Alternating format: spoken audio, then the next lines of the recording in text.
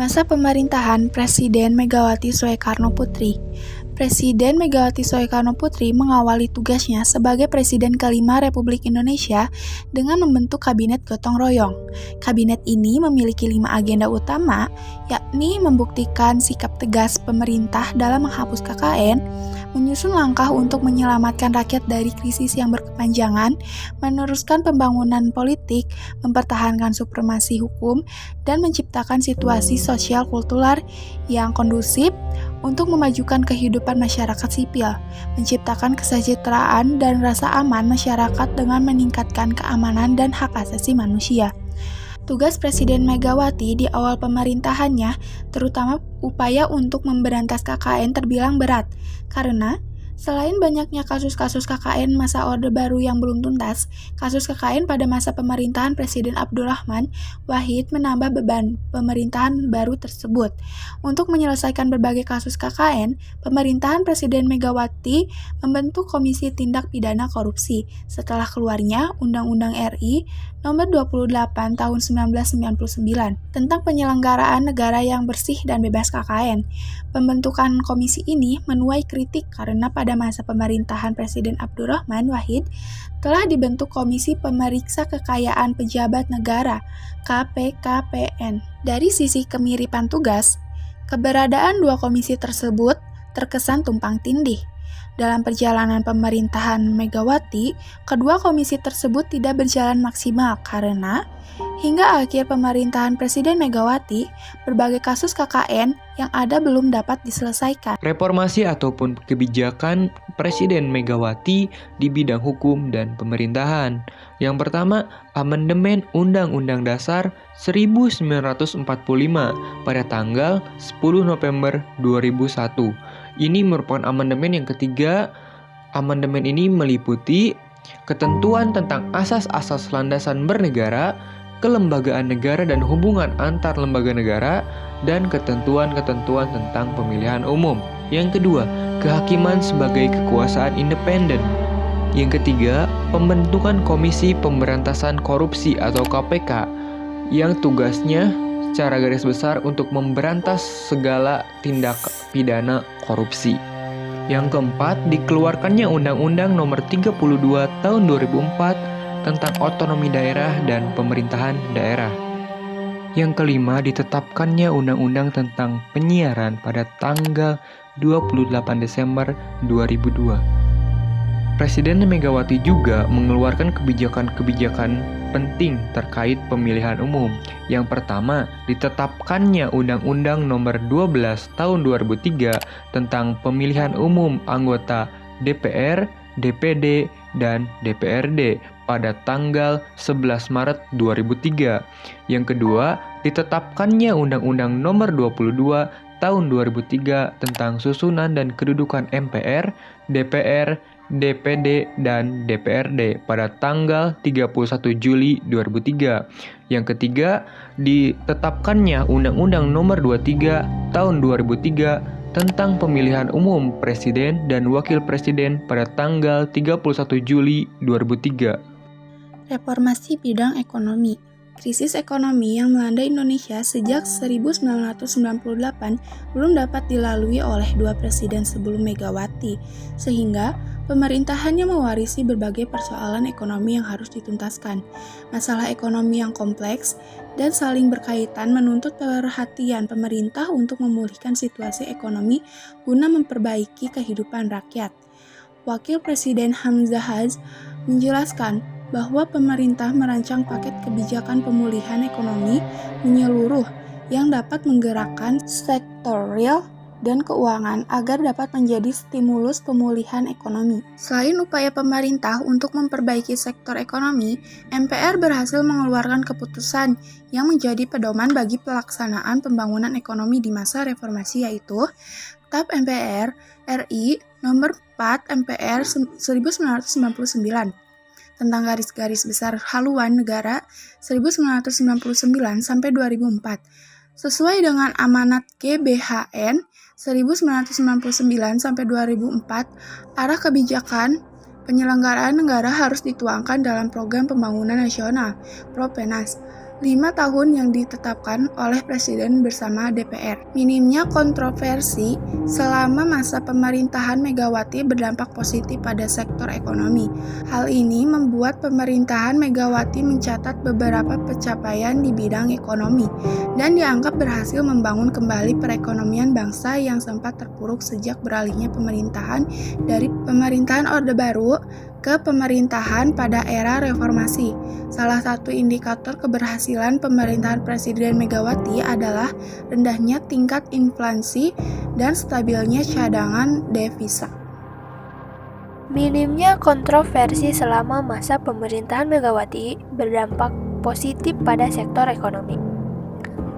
Hal ini membuat pemerintahan Megawati mencatat beberapa pencapaian di bidang ekonomi dan dianggap berhasil membangun kembali perekonomian bangsa yang sempat terpuruk sejak beralihnya pemerintahan dari pemerintahan Orde Baru ke pemerintahan pada era reformasi.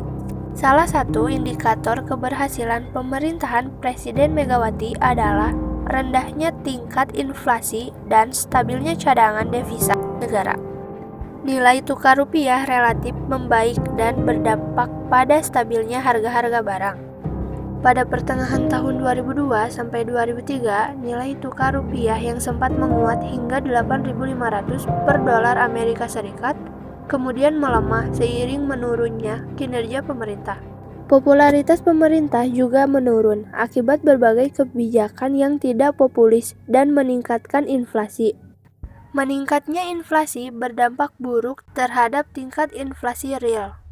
Di antara kebijakan tersebut adalah kebijakan pemerintah yang menaikkan harga bahan bakar minyak BBM dan tarif dasar listrik atau TDL, serta pajak pendapatan negara.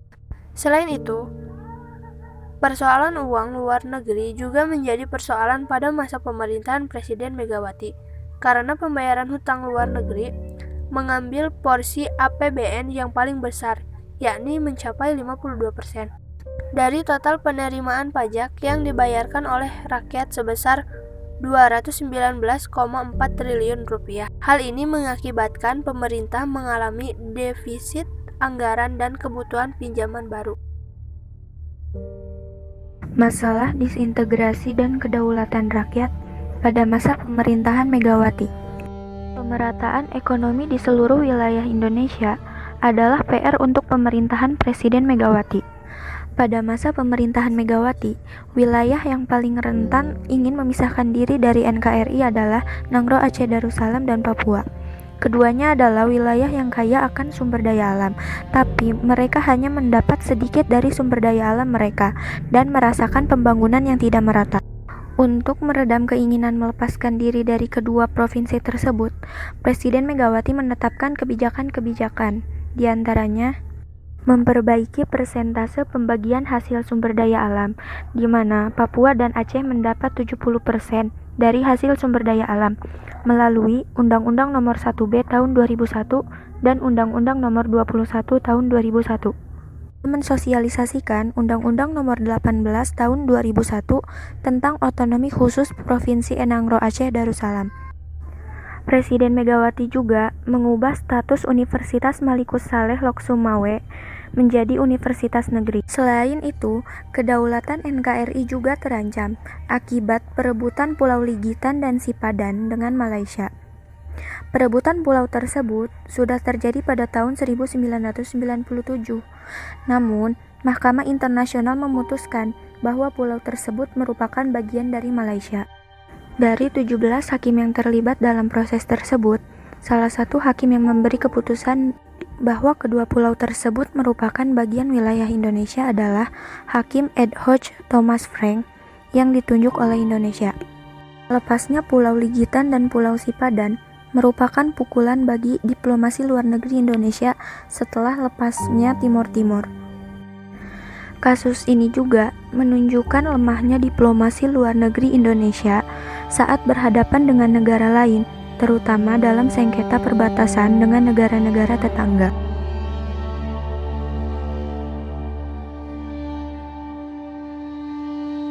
Proses pelaksanaan otonomi daerah berikut pengadaan perangkat hukumnya berkaitan erat dengan sistem pemilihan umum berikutnya yang akan diselenggarakan pada tahun 2004. Sejalan dengan perencanaan pelaksanaan otonomi daerah, pemerintah secara aktif mengeluarkan beberapa undang-undang yang mendukung pelaksanaan otonomi daerah sekaligus memberikan pedoman dalam penelitian, pengembangan, perencanaan, dan pengawasan saat undang-undang tersebut diberlakukan. Terkait dengan itu, pemerintah mengeluarkan Undang-Undang Nomor 12 Tahun 2003 mengenai pemilihan umum anggota DPR, DPD, dan DPRD. Penerbitan undang-undang ini diikuti dengan dikeluarkannya Undang-Undang Nomor 22 Tahun 2003 tentang susunan kedudukan MPR, DPR, DPD, dan DPRD, serta Undang-Undang Nomor 23 Tahun 2003 mengenai pemilihan presiden dan wakil presiden. Untuk melengkapi berbagai perangkat hukum mengenai otonomi daerah yang sudah ada, pemerintahan Presiden Megawati di tahun terakhir pemerintahannya mengeluarkan Undang-Undang Nomor 32 Tahun 2004 mengenai pemerintahan daerah yang memuat antara lain kebijakan desentralisasi dan otonomi daerah, konsep otonomi dan asas-asas penyelenggaraan pemerintahan, sistem pemilihan langsung terhadap wakil-wakil rakyat di daerah dan kepala daerah, menjadikan pelaksanaan otonomi daerah semakin memberikan kesempatan bagi rakyat di daerah untuk berperan lebih besar dalam memajukan wilayah mereka. Terpilihnya wakil rakyat dan kepala daerah yang dipilih langsung oleh masyarakat setempat diharapkan lebih dapat mengakomodasi keinginan masyarakat karena memahami seluk-beluk masalah dan potensi masyarakat dan sumber daya alam yang dimiliki oleh wilayah bersangkutan, di samping lebih memahami karakter dan adat istiadat yang berlaku di wilayah tersebut.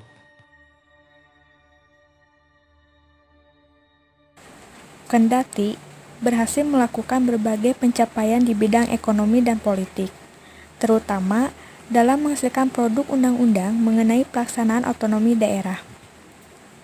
Pemerintahan Presiden Megawati belum berhasil melakukan penegakan hukum, terutama di berbagai kasus KKN.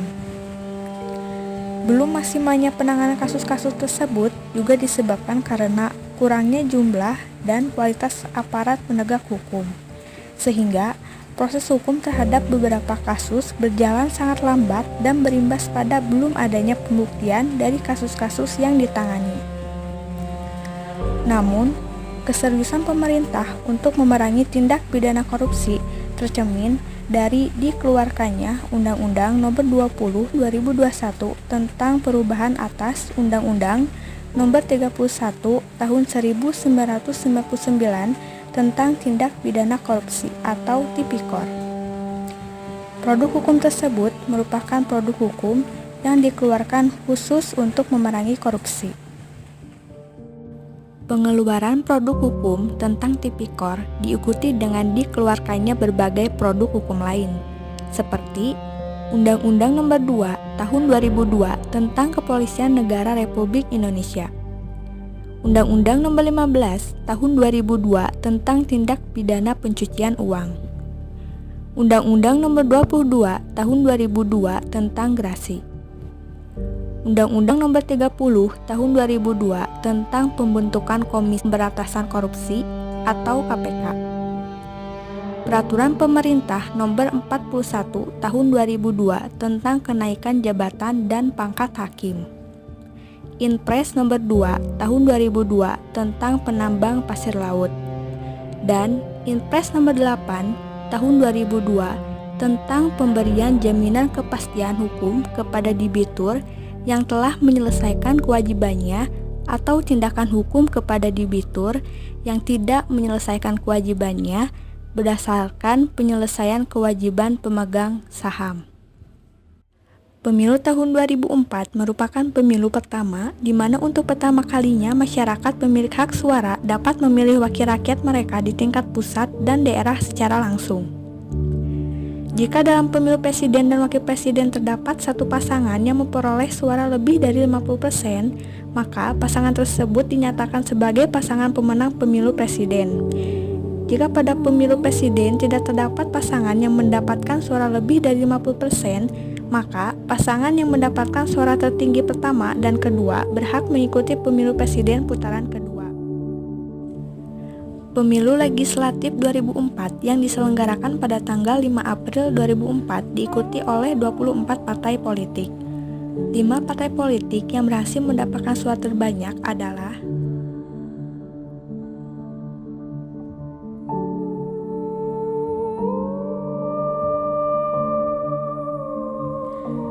Berdasarkan perolehan suara tersebut, KPU meloloskan 5 pasangan calon presiden dan wakil presiden yang dianggap memenuhi persyaratan yang telah ditetapkan berdasarkan keputusan KPU nomor 36 tahun 2004 untuk mengikuti pemilihan presiden dan wakil presiden, yakni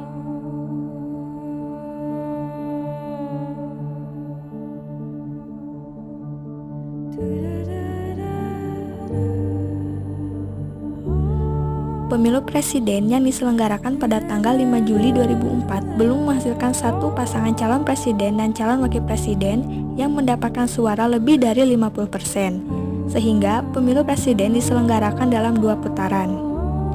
Pada pemilu putaran kedua tersebut dimenangkan oleh pasangan Susilo Bambang Yudhoyono dan Yusuf